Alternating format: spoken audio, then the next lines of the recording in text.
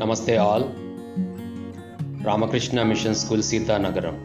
The mind has to be gradually and systematically brought under control. The whole point is to discipline the mind. Is matter pure? Class 9th Physical Sciences.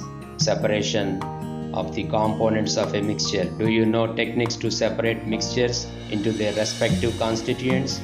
Usually heterogeneous mixtures can be separated into their respective constituents by simple physical methods, hand picking, sieving, filtration, etc. as we do. Sometimes special techniques have to be used for the separation of the components of mixture. We have learned how to separate mixtures in various ways like flotation, filtration, crystallization, chromatography in lower classes. Let us see more. Separation of a mixture by sublimation. Sublimation is nothing but the conversion of a solid substance directly into gases.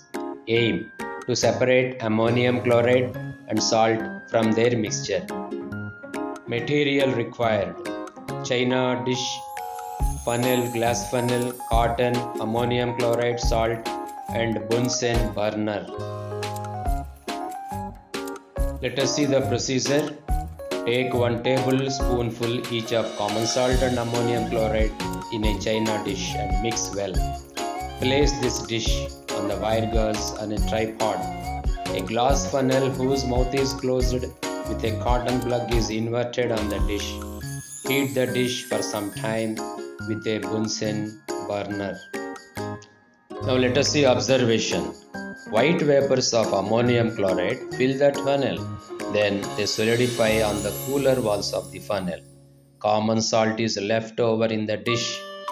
So by the process of sublimation, we separate ammonium chloride and common salt.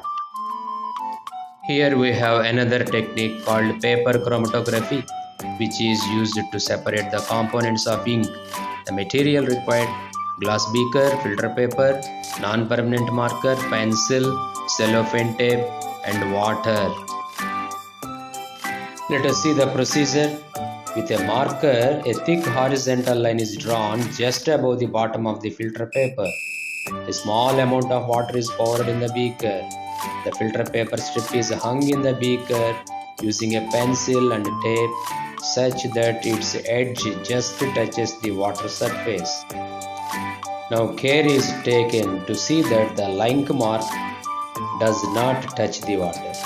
The water is allowed to move up the paper for 5 minutes. The strip is taken out and allowed to dry. We can see different colors at different heights in the filter paper. The movable constituents of ink simply displaces. In this way, we can separate the components of ink using paper chromatography.